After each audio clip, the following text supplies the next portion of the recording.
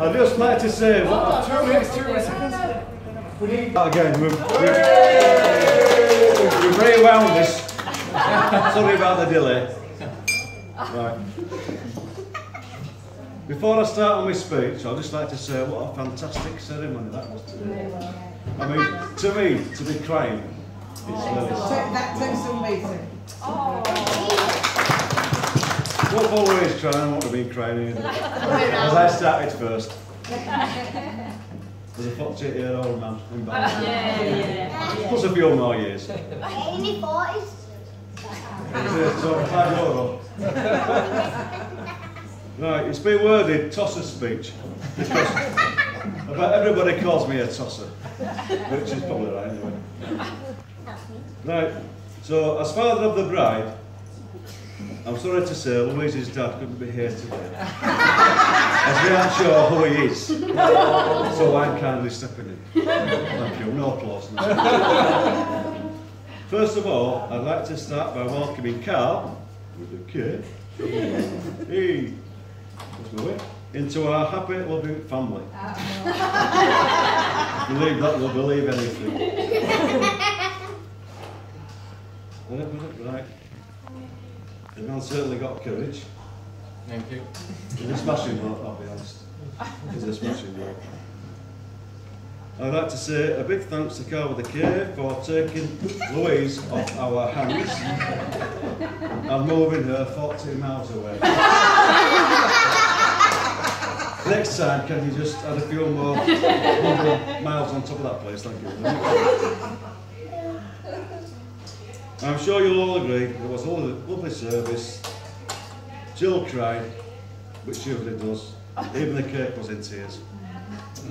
Shit, yeah, right. I didn't put that in, by the way. It was somebody else.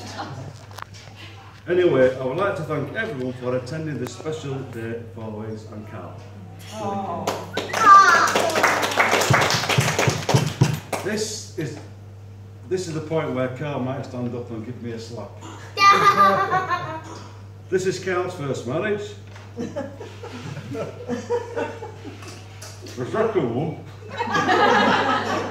The second one is in 2 years' time. Giving David when the time to say it. Not again. I won't say to look for a decent wife for Karl because he's got a fantastic wife. Stepdaughter. That one down here by the house.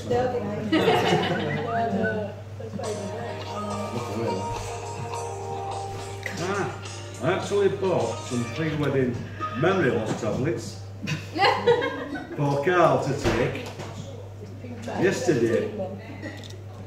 I asked him this morning if he had taken any of them, but he said he couldn't remember.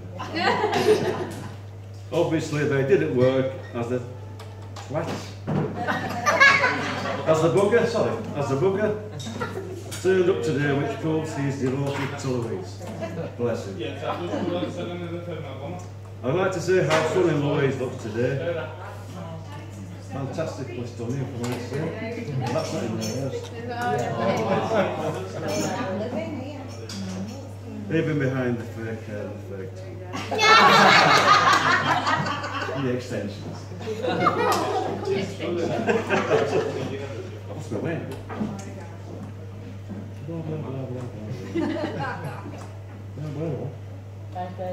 Bless him. Fake tan. Thank you. I've not got my glasses, I thought to bring glasses. Glasses? Yeah. I best also quickly mention the bridesmaids, who are barely scrubbed up well. I read that bit up,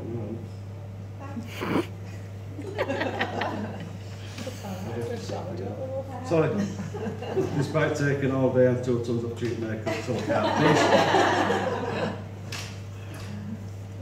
This is Louise. This is where Louise walks out. Oh God, no. No, don't panic. Not just yet, I've not started. I remember years ago, as a family, we all went to Scarborough for a day out, and Louise was about 4 years old at the time. Do you remember? No. We settled down on the beach, and with 4 little slappers to keep your eye on, it's not easy. when Jill's snoring away. I took my eye off them for just one moment, looked back, and Louise had disappeared. Yes, panic. I said to myself, not for that. Then obviously panic set in, worrying she might come back. After much discussion we decided to go look for her. 2 hours later we saw a policeman coming towards us, holding Louise's hand. Serious? I've not made this up. We tried hiding, but they saw us. To this day, I still hate that copper. Anyway, as a surprise to Karl,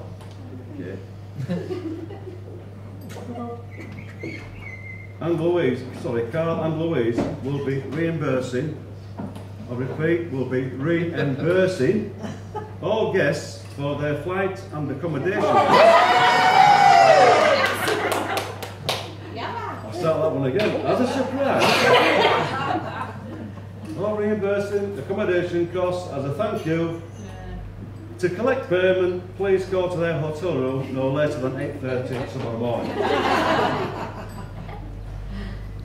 I've cut my speech short because I've heard Karl will take about 6 hours. Maybe 5. 6.5. I won't mention that bit because you told me to pass it on. Ah, okay. But that's just about it from me. I'm sorry it's not longer, but it should have been longer, but I apologise for that.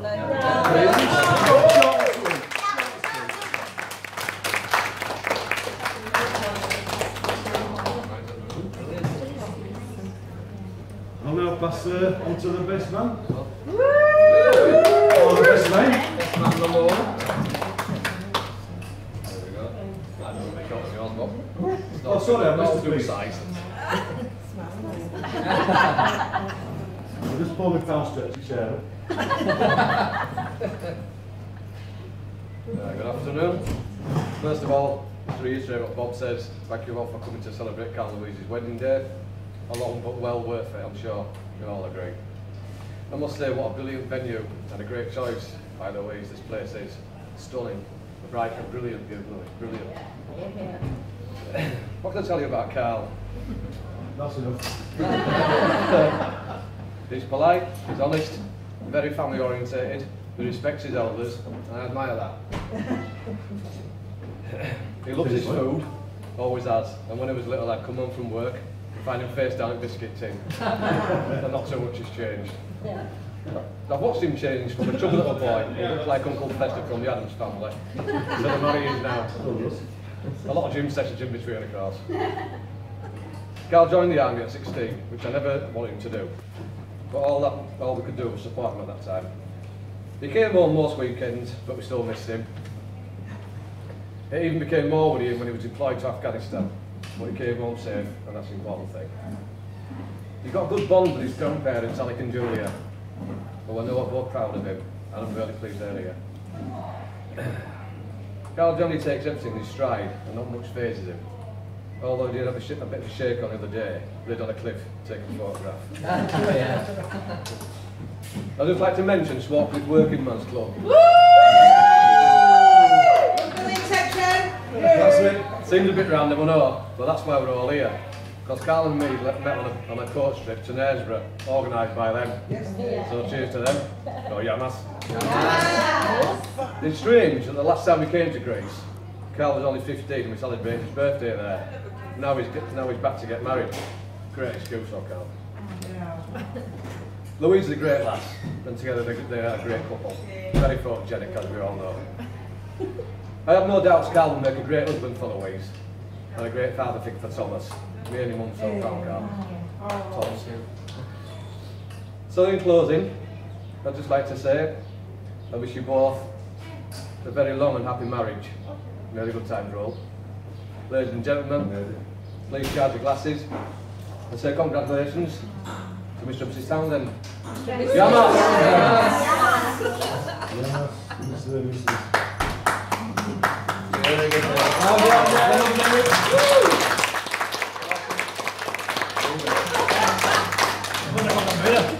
Come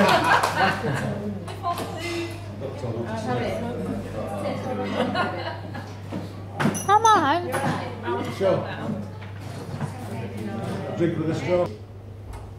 I'm ready to, I've been waiting for this for a while, so I'm just going to enjoy this. So, good afternoon, ladies and gentlemen, or as the locals say here in Zante, Kalispera Kires Kekri.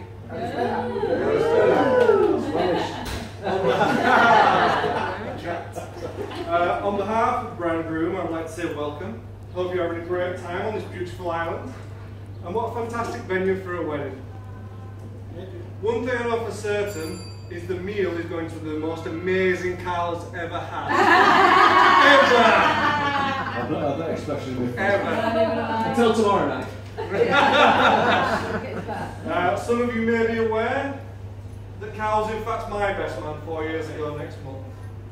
For some inspiration, I thought it would be a good idea to watch my wedding video and remind myself of his speech. It was good. His opening line went something like, "When I was asked to be Lee's best man, I thought I would struggle to come up with a speech. But once I thought about it, I knew it would be easy, as when you see Lee and Sam together, you can tell how much they love each other. And also because I have so much ammunition on Lee." At this point, he had a little smile on his face and roasted me accordingly. Oh, yay! Bring in the projector. So, Getting his own back. when I was asked to be Karl's joint best man, I had no concerns whatsoever about writing my best man speech, as when you see the pictures of Karl and Louise together on Facebook, you can tell how much they love each other, and probably not very surprising to you all that I too have plenty of ammunition on my little brother. And in fact, he kindly keeps feeding me through social media. So now, the deed is done, your man and wife, and Louise, I feel it's time to give you a few facts about your beloved. Bit too late now. Oh, is that really good? Yeah. We haven't picked the towel yet. Firstly, I have long suspected the reason Karl dresses the way he does. Cowl necks and t-shirts 3 sizes too small, and acts the way he does, selfie sticks, hanging with men at the gym in his free time, started due to a small medical emergency when he was 4 years old. I recall being in the living room playing on my Commodore 64 one evening when the house suddenly erupted with panic. Being 7, I had no clue what was going on. It turned out that Karl had been into our mother's bedside drawer and consumed 3 months' worth of her birth control pills.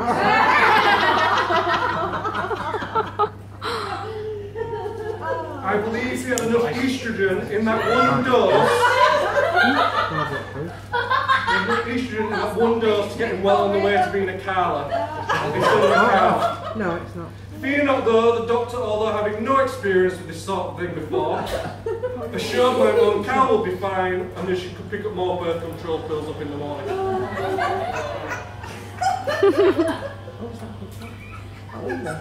However, if I'm honest, I'm not entirely convinced that my mum didn't do this on purpose, as another very clear memory about my dear brother goes back way back to one of our family trips away, stuck in a field in some Yorkshire caravan park, to attempt to entertain the troops. A fancy dress contest was on the cards, and my mother, being the incredible resourceful lady she is, and probably unwelcome, decided we would go to Adam and Eve.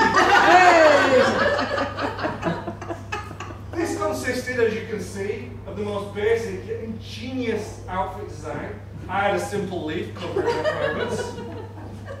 Karl, however, had a lovely matching 2-piece. I think he liked him tweaking his nipples at it. You may be amazed to learn that we didn't win the fancy dress contest, we came second. And my parents were threatened with being reported to child services unless we had. More quickly through the years, there are the haircuts. You might have noticed it. What the? car. I mean strawberry blonde, had some great cuts. My personal favourite was the old 90s bow.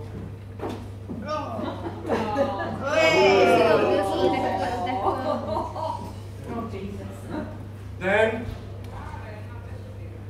there was the stag do. Dave and I told him what we should do for a while. Oh no, sorry, I should point, skip back a bit. Who do you look like there?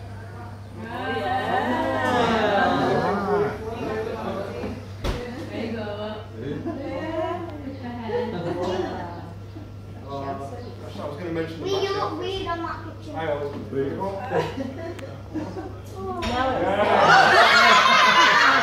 And there was a stag do. Dave and I toiled with what to do for a while. Ideally, we wanted to fill one of Karl's lifelong dreams and hire a dwarf. Yes. That would be chained to him for the day. Yes. However, Virgin Train guidelines are not keen on this sort of thing, so we had to abandon the plan. Then we thought about strippers. We even figured out the perfect one for Karl. However, we couldn't work out the logistics of carrying around a full-length mirror all day on a train. So what am I trying to say to my new sister? To me it's very clear.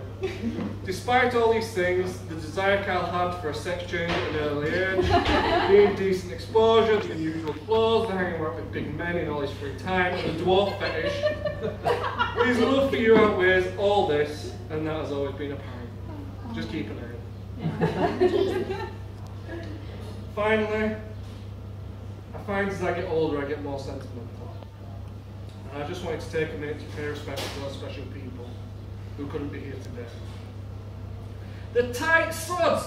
They had almost 2 years to save the tickets, and there was no way of forgetting. The countdown chalkboards have more photos than I get game requests for Candy Crush. I seriously do not know how I'm going to judge time anymore. I'm going to have to buy a watch. So there's just one more thing for me to say, and that's to congratulate the happy couple, to welcome my new sister to the family. I wish you both and Thomas the happiest of lives together. To the bride and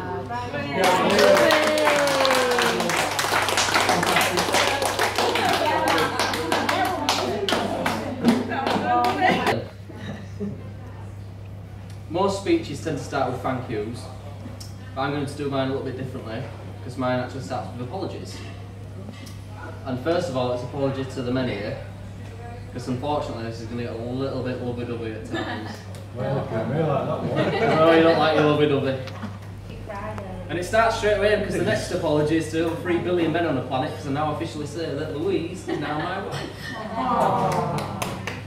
I just thought I'd share a little bit of my story of how we first met.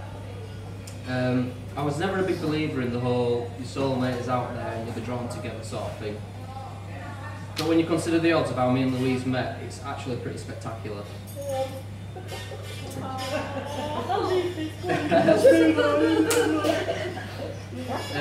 We met in Knaresborough, but how we got there was pretty random.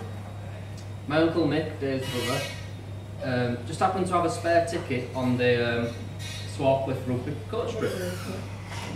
And he'd asked if I'd like to join him and Dave and a couple of his mates on what he described as a coach full of away peas. So it was nothing I'd been on before and didn't really sound like my thing. But as I wasn't up to much, I thought, oh, hey-oh, why not? Louise had just also undergone an operation and was also 50-50 about going herself. So the fact that either of us were on the trip was quite rare. Now the first time I saw Louise was when she was boarding the coach. And I only saw her from behind. Hey. Now, some men are leg men, some men go for the eyes.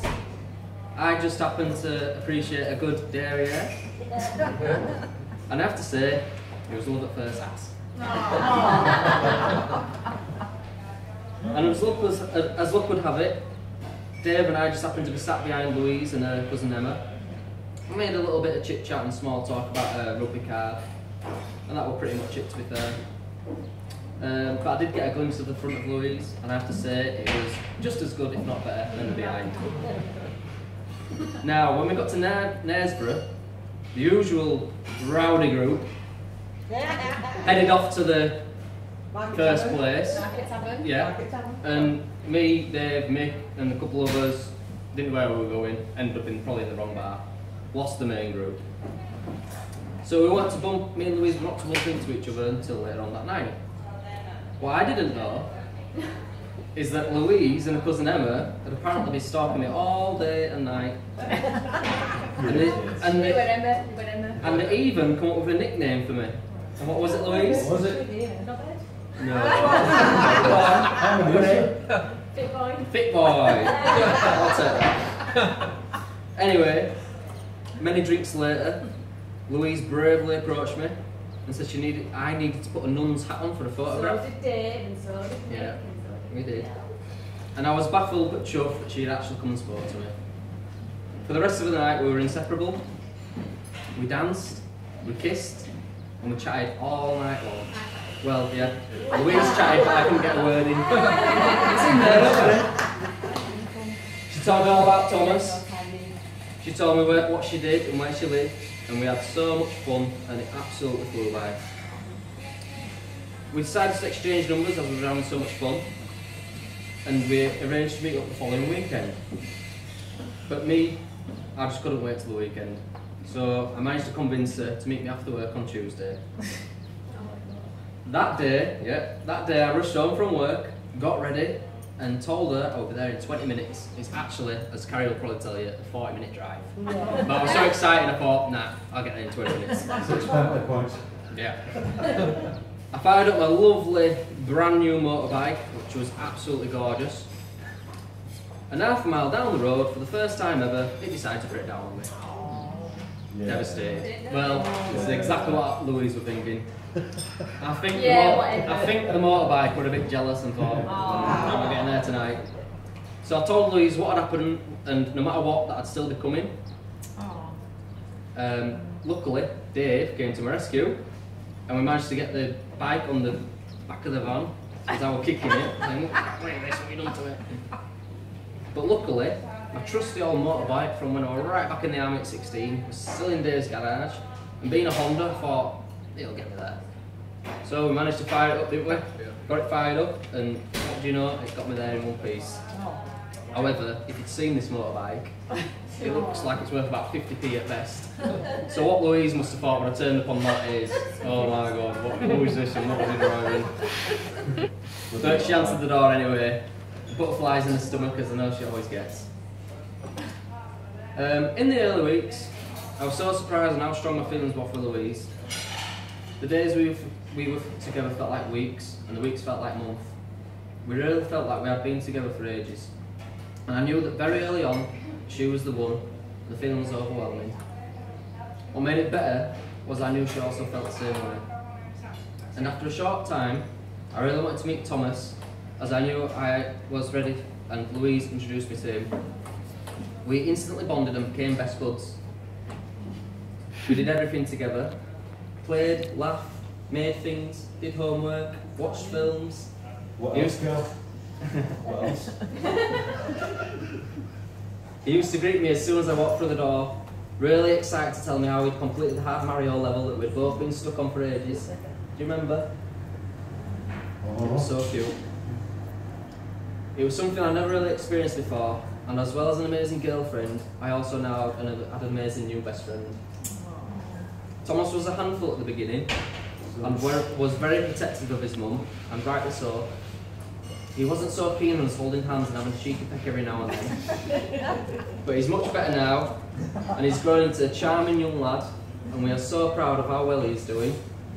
And I'm truly proud to be his dad, and I love watching him grow, as it's a real honour. And one of my favourite things about Louise is how much of a good mother she is to him. It's so nice to see that she always goes the extra mile for him. As time passed, we both knew we couldn't go back and forth to each other's houses. So Louise and Thomas were able to take the plunge and moved over to Pudsey, into my house. Thomas had to change schools and thankfully was excited about the whole thing. He loves his new school and he fits in really well, and we are incredibly proud of you. You were so brave. Now I'd just like to give you my take on the proposal. I'm sure you've all heard the story.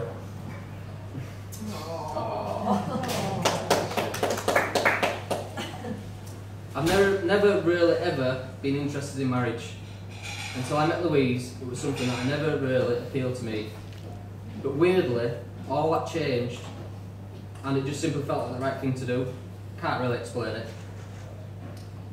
From a scarily early time of being together, as little as 2 months, if I remember correctly, I was thinking about it.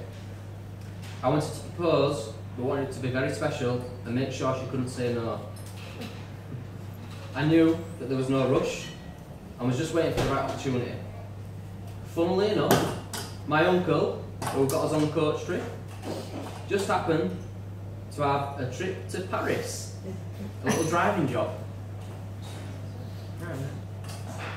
And as soon as I heard the word Paris, I thought, bingo, Paris, capital romance of the world. So, after agreeing with my uncle, I says, yeah, I'll do it, super. I just then had to think, how do I get Louise on this trip with me somehow? To go to Paris and propose without her getting too suspicious. So that day I told a little porker to Louise and says, after work I'm going to the gym, but really, I was going for an engagement ring that I had my eye on, and she didn't suspect anything. But now I had the task of convincing her on a monster road trip without too much suspicion. And after a very long journey we reached the Eiffel Tower. I managed to get all the way, about 1,200 miles I think it was, without Louise spotting the ring or my nerves. Although I did have stomachache the other way, if you remember. But when entering the tower, what I didn't know is that it's like an airport security search, and they strip search you, and you've got to go through metal detectors and everything, empty pockets, everything. So as we approached the queue, panic began to set in. And I couldn't believe it. So, as we was approaching through the metal detector, I thought, the surprise is going to be ruined here. So I thought, what should I do? So I thought, right, she's got a hood on. If she goes in front of me, I can throw the box into a hood, and she can walk through. But then I've got myself together and thought, no, just do what you do when you get to the airport. Take your coat off, put everything into your coat pockets, and then give that to security and you're fine. Luckily it worked. So for the moment, the panic was over. Anyway, we finally reached the top, and the moment had come. I got down on one knee, and I asked, Louise, will you marry me? And Louise's reaction was absolutely priceless. She just says, oh my God, really? And she squeezed me so hard, harder than ever. And I had to say, is that a yes then?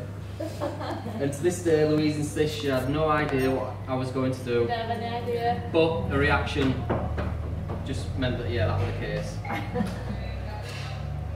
I couldn't have pulled it off any better, to be fair. It was perfect. There was a break in the clouds because it was a bit rainy that day, but there was a break in the clouds and the sun was out, and it was really magical. And we were both truly buzzing. We went back to the hotel and told everyone we knew, and then we went out for a really nice meal and a celebratory drink. It was an amazing moment in our lives and we'll never forget it. And for those of you that have been to our houses, you will notice an awful lot of Eiffel Towers, even our tattoos, to remind us of the special day. However, it's a good job we didn't propose in our favourite restaurant, Cheese Hands, or we'd probably have to decorate the house in poppadoms and ciabattas. Now, the wedding abroad. We decided that we'd like to get married abroad. We wanted the location and climate to be amazing, and I'm sure you all agree that Zante is probably a clear favourite. Yeah. We didn't take this option lightly, however, as we knew that asking this of everyone was a great deal. And to all of you that are here today, we are incredibly grateful, and we really appreciate that you've all made it here today. It's a massive ask, and not just financially, but for those of you that have also left your loved ones behind, your kids, your partners, you know, we really appreciate it.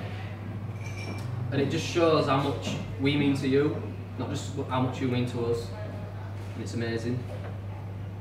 and we're just so happy that you could share this day with us and experience this beautiful setting. Now, moving on to the thank yous now, I'm going to try and wrap it up. I'm saying that. The first one is to the amazing planners, which I think have gone, but never mind. Because I think they've absolutely done they've done a fantastic job, they really are. And to Yanis as well for the setting, it's beautiful, very beautiful, thank you Yamas. They've made it so stress-free for me and Louise. I think Louise will even agree as a bride. I don't think you've ever seen such a calm bride. She's been absolutely fantastic, you know. Even this morning, she managed to wolf down a massive traditional English breakfast, didn't you? Yeah. And toast and jam. I'm quite surprised. Secondly, a massive thank you to both our parents for supporting us with the wedding. Financially as well, it makes a massive difference. We probably would have really struggled to scrape it all together if it hadn't been for you both. Really, really appreciate it. Thirdly, to everyone who, again, who's made it here today, as we know it's not just a church around the corner. You made a big commitment to fly out here and witness our marriage, and it means the absolute world to me and Louise. A big thank you to the best man, Lee and Dave, for keeping me calm and for throwing me an excellent stag do. I really enjoyed it, just what I wanted, not too extreme. I were expecting a few surprises, but I'm glad they didn't have to, if I'm honest. They were just nice beer garden, nice sun, loved it. Another big thank you to the bridesmaids. I know how hard it must have been to keep Louise chilled all day long, although I've already said she's been quite calm, so she hasn't been too bad. And also to the bridesmaids for throwing her an excellent stag do. Sorry, night, sorry. I've heard great stories. She had an excellent night and she was dead chuffed with all the little favours and all the little bits and bobs she did. Angela, yeah, and Danielle was not here today as well yet. But it was fantastic. And a massive thank you to Thomas. For letting me kiss the bride. Letting me kiss the bride without kicking off. As well. He's not fond of it. So well done for that, mate. I really appreciate that. You did fantastic. And finally, here we go. You better hug your mum for this bit. And me, because I might go as well. The final thank you is to my beautiful wife for making me.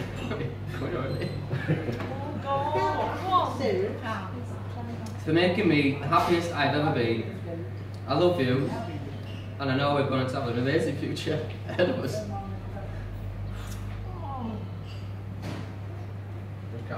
And I'm so glad that we are sharing this together tonight. I think that you all agree that Louise, as beautiful as the island is, has absolutely stolen Zanny's thunder. Louise, you look stunning. You look like a Greek goddess, you really do. Your dress is incredible. I know how worried you were about it, but you have no idea. And one of my favourite things about you is how you always put others before yourself,